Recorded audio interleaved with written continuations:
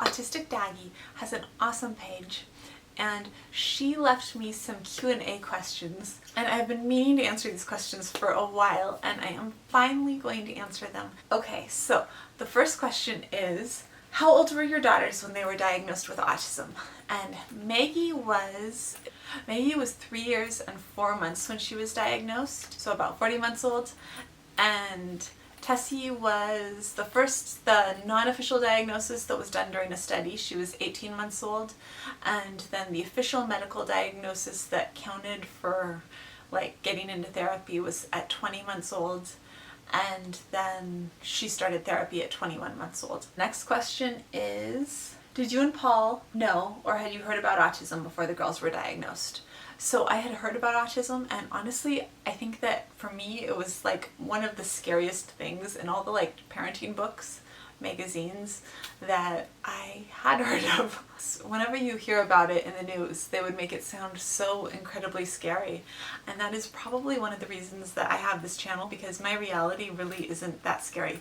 Okay, so the eloping thing, which I've been talking about way too much lately because of the recent eloping incident that we had, was really scary, so I've been talking about eloping a lot. But if you took away eloping out of our lives, which it's a big part of our lives in that we have to take steps to keep her safe and prevent it, but if you take into account like that the eloping has only happened, she's only successfully gotten away twice in like her life, the rest of our life isn't scary. The rest of our life is like really good. That's one of the reasons that I talk about autism so much, because I don't know, I feel like all of my knowledge of autism came from stereotypes, from reading articles in parenting magazines, and everything that I've read was really scary. So when Maggie was born, when both my girls were born, and they made eye contact, and Maggie, I never noticed that she didn't make eye contact with me, and she was super snuggly. She had to be on me all the time.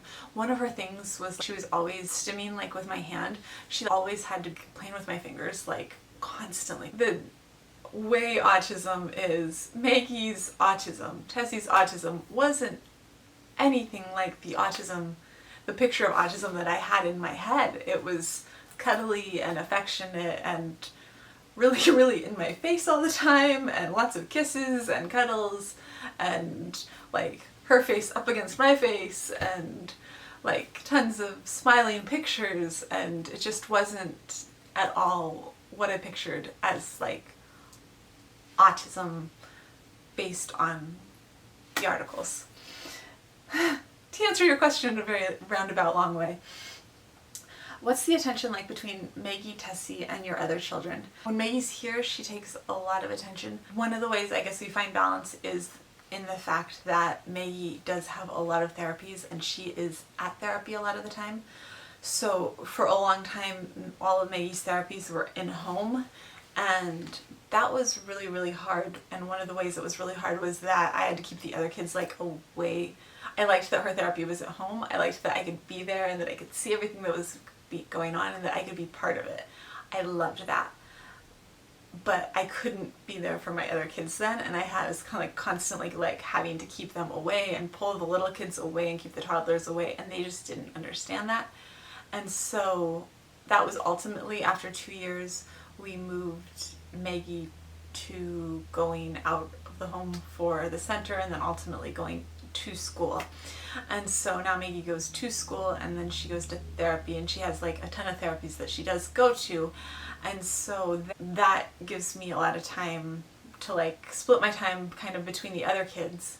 And Tessie fits really well. Tessie fits well with the other kids in that, I think, because she's so little and she doesn't really, you actually really have to go out of your way to like make sure Tessie gets enough attention, because she's still so small and like she doesn't really demand any attention at all. So everyone is kind of always like picking Tessie up and like including Tessie and playing with Tessie. So Tessie really doesn't demand any extra attention. You kind of like have to, Tessie's more, she goes off by herself, and we're always kind of pulling Tessie back in and making Tessie be part of the family. which actually in a way I guess is how Maggie is when she's home too. Then on weekends is the one time when we are all together. On Sunday we all go to church together, and then after church we all go over to my parents' house together, so it's more we're all together. That's more our family time. And on Saturday I try to have us all do something together too. So on the weekends it's we're all together as a family, and we all kind of try to do everything together as a family, just because during the week we're all going different directions. And then I try to have different times during the day. When the kids get home at different times, I try to have different times, one-on-one time with each of the kids, like Maggie time, Tessie time, Sadie time. Sadie especially has always had time that's just like me and Sadie time when the other kids go to bed. And then I have a lot of time where it's just me and the boys when the boys get home, and Sadie goes with my parents and does stuff. So I try to kind of carve out one-on-one time with me and each of the kids, and then also carve out family time where we all do things as a family. As autism parents, have you considered putting both Maggie and Tessie on a gluten-free, casein-free diet? If yes, which sort of diets are considered? Okay, so she asked this before I did my video, and so I'll put the video up here. We did do a gluten-free, casein-free diet. We tried out GAPS. In the beginning, I got kind of sucked into a lot of things. We also tried like a ton of vitamin supplement things in the beginning too. And for us, nothing really seemed to have helped long term. But we did do gluten-free, casein-free for about 2 years. For those of you who haven't watched that other video, part of that was because Patch had a really, really severe dairy allergy and Sadie had a wheat allergy. And so that was how our family got into this whole gluten-free, casein-free thing, because I wasn't going to be making separate food for everybody. And so that was how Maggie got to test out the GFCF diet. It was not a fun time. It was actually way more expensive than that because Sadie also tested positive for soy, peanuts, and a whole bunch of, and green peas, and a bunch of other things that she thankfully outgrew. Do Maggie and Tessie attend mainstream school or special needs school? Our small school district can't handle Maggie, so they bus her about half an hour each way to it's a mainstream school, but there's an autism classroom in the mainstream school, and she's also assigned to a mainstream classroom. However, she doesn't spend, I think she spends most of the day in the autism classroom, which is Maggie and about 5 boys, and then they have an autism teacher, they have 3 paras, they have a speech therapist, they have an occupational therapist, and they have a social worker. So there's a lot of adults to kids. The ratio is pretty high of adults to kids. But the goal is to get her into that other classroom as much as she can. Last year, the only time that she was with her other class was during art. And this year, I have not been told how much time she's been spending with her other class. Her teacher keeps sending me, her mainstream teacher keeps sending me conference requests. And so I actually just emailed her autism teacher and asked her if I'm really supposed to go to that, because I don't really see the point in going to it if she's never with her mainstream teacher. Like last year, I didn't even know her mainstream teacher's name. I will totally go to it if she's actually with her mainstream teacher, like ever. Ever, ever, ever. But and if they really want me to go to it, I will totally go to it. I just want to make sure it's not like an error, that they're like actually accidentally sending it to me because I'm like on the list, like, you know, of parents in her class. I want to make sure it's not an error, that they're accidentally sending it to me. Oh, Tessie. Like Maggie, Tessie's school is, I guess you would say it's a mainstream school, but her class is also a autism class inside a mainstream school, and then they do activities with a mainstream class, but every single child in her class works one-on-one with their own basically therapist during the day, so they always have their own adult with them all the time, working with them all day long. The ratio of adults to kids in her class is there's way more therapists than kids in the class all the time, which is pretty cool. We're like super, super fortunate that it's a university run program, and we are super, super lucky that Tessie is in it. She will be in it until she's 5 years old when she goes to kindergarten. So it's for 2 to 5 year olds, and we are so, so lucky that she was accepted into it. What's the most difficult thing as autism parents when you and Paul raised your girls with autism? For instance, going out in public places like stores, supermarkets, venues. For Maggie, I would definitely say that it's the eloping. I would say the number one thing would be the eloping, her running away, and that would go for like being at home, her breaking out of the house and eloping, and just for when we're in public, like letting go of her and eloping, being at parks and her trying to elope when we're at parks. I would say that the second hardest thing probably with her being not so verbal is that her not being able to tell us if something's happened to her, having concerns about things, and her not being able to express them in a way that is totally, totally clear. That's pretty hard too. Probably with Tessie, the hardest thing was being believed, knowing, like I was pretty confident with Tessie at a really young age that she had autism, and then just for her it was waiting and being believed. What are your biggest fears for Maggie and Tessie's future? That one's hard. So mostly I try really hard not to think too much about the future. So with Tessie, I have no idea what her future is going to be like. I think that Tessie could be anywhere on the spectrum. I think that she very well could be like Sadie. She could be like Maggie. She could be lower functioning than Maggie. I think she could be totally, totally articulate. I think she could, I mean, obviously she's not going to be nonverbal because she already has like 3 words that she says regularly. So she's not going to be totally, totally nonverbal no matter what, especially with her overuse of the word go for every single situation. She uses it pretty appropriately.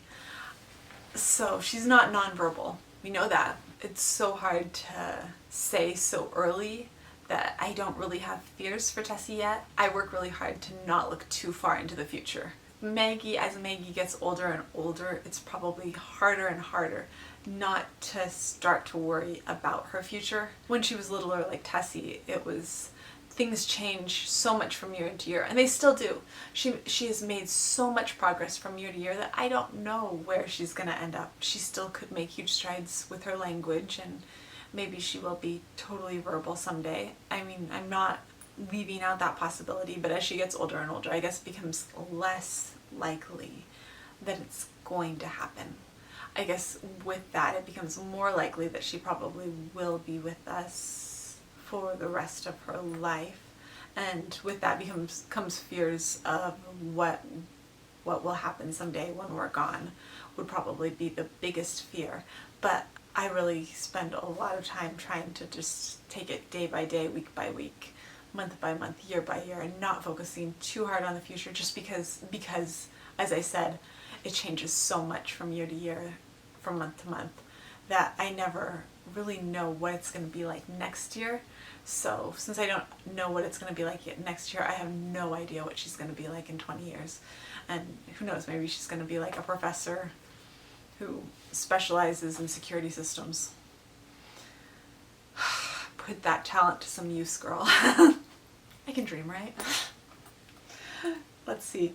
And the last question is, do you have any words to say to your audience who may also be autism parents themselves who face similar challenges after a child's autism diagnosis? I'm probably feeling really adversarial this week, guys, because we've had a lot going on. I guess probably my biggest advice at this point right now would be not to be afraid to advocate for your children, not to be afraid to be persistent. My strategy over the years has been to be polite and kind to everyone, but to keep on pushing and pushing and pushing for my kids, and just to never give up, because no one else is going to do it for you. No one else is going to advocate for your kids the way that you advocate, because no one else cares about your kids the way that you care about your kids, and so you have to be the ones that do it for them. It is not easy, but it is absolutely worth it. There are going to be hard moments. There are going to be amazing moments.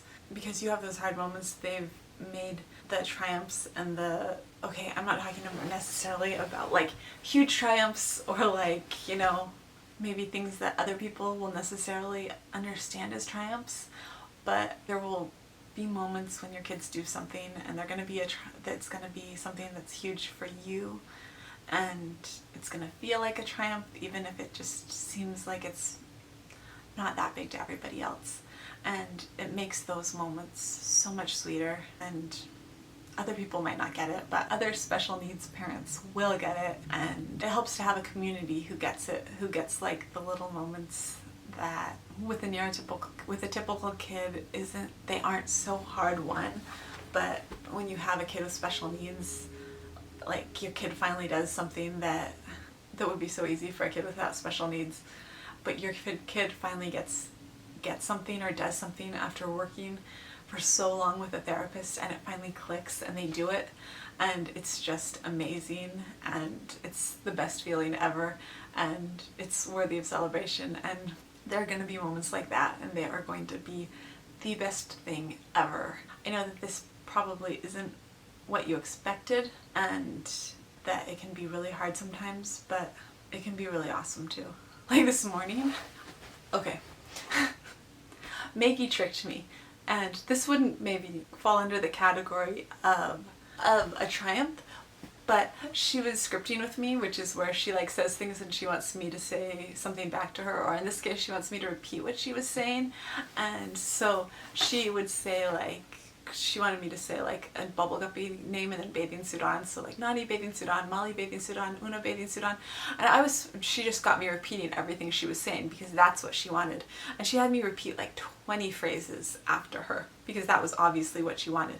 And then she goes like, have a treat, and because I'd repeated the 20 previous things, which is what she wanted me to do, I repeated, or she goes, have a treat please. And I was like, have a treat please, because I was so in the rhythm of saying every single thing that she had said. It was like, have a treat please, and she's like, and walks across the room and opens up her backpack and gets out her lunchbox. And I was like, you just tricked me. Your school bus is going to be here any second. We can't have a treat right now. Close that. Did you just trick me? And she turns around and like smiles at me and goes, and that was awesome because she like planned it out, got me saying something, and thought the whole entire thing out, and she tricked me. I mean, it was great. It was great that she completely planned it out, and I was proud. And she totally didn't even argue about it when I was like, we can't have a treat now. It's not time for a treat. I was repeating what you were saying. I wasn't telling you you could have a treat. You know I was repeating what you were saying. And she was like, I tried. I mean, she didn't say I tried, but she knew that I was just repeating what she was saying. She knew I wasn't telling her she could have a treat. And she just like, okay. And we walked outside and she got on the bus, and she wasn't like, if she really thought I was telling her she could have a treat and I said no, it would have been a full-blown meltdown and it would have been bad.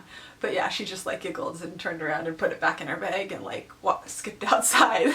But I was so proud because that was like a major thing in terms of, if you get it, you get it. Anyways, that is it for today. Thank you for the questions, and I will see you tomorrow. Hit subscribe if you want to stay up to date on all things autism right around here. Ring the bell if you want notifications so you don't miss a thing, and I will see you tomorrow. Bye.